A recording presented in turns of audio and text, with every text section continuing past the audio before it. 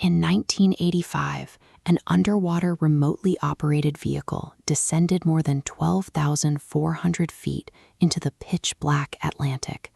Its spotlight revealed the rusted, broken hull of the most famous shipwreck in history. 73 years earlier, this wreck represented the peak of human engineering. Here in the Harland and Wolff Belfast shipyard in 1912, thousands of workers assembled a vessel of staggering scale. The ship's reputation rested on a specific engineering feature: 16 separate watertight compartments. Designers believed that even if 4 of these sections flooded, the ship would remain buoyant. Above the waterline, it was a $7.5 million floating palace. The design prioritized aesthetics for the ultra-wealthy, featuring polished oak, glass domes, and this intricately carved wooden staircase. 4 days into its maiden voyage, on April 15, 1912, the ship sank. 1,500 people died in water that measured -2 degrees Celsius. Hubris and institutional arrogance transformed a navigational hazard into a preventable mass casualty event. Following the disaster, a British inquiry sought to understand exactly how a state-of-the-art vessel sailed directly to its doom. The investigation revealed a series of fatal missteps.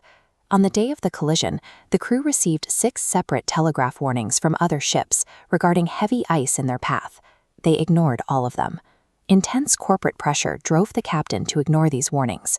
White Star Line management, led by J. Bruce Ismay, pushed for a maximum speed of 23 knots to secure favorable headlines. Operational failures multiplied. Because the key to the ship's binocular locker had been misplaced, lookouts in the crow's nest searched for hazards in the dark using only their naked eyes.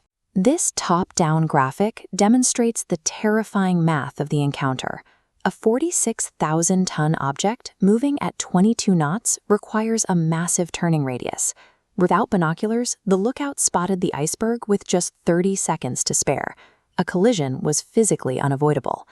Institutional overconfidence and corporate pressure ensured the collision would occur. The iceberg was merely the final instrument. The impact tore a gash along the starboard side, rupturing 5 of the watertight compartments. With the flood limit exceeded, the ship was doomed to sink. The evacuation plan was the ship's most shocking failure. Although designed to carry 64 lifeboats, the Titanic was equipped with only 20. A legal loophole permitted this tragic shortage.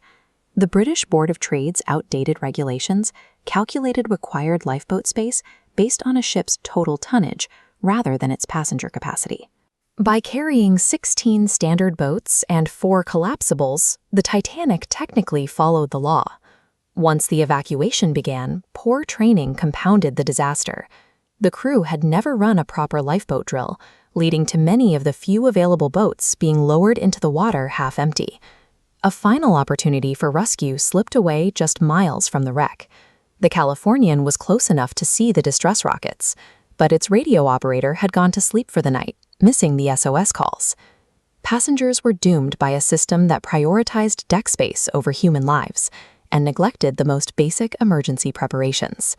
At 2:20 a.m. on April 15th, the ship disappeared entirely beneath the surface of the Atlantic. Global outrage over the 1,500 deaths forced the creation of SOLAS, the International Convention for the Safety of Life at Sea, which overhauled maritime law. This chart illustrates the first major regulatory shift.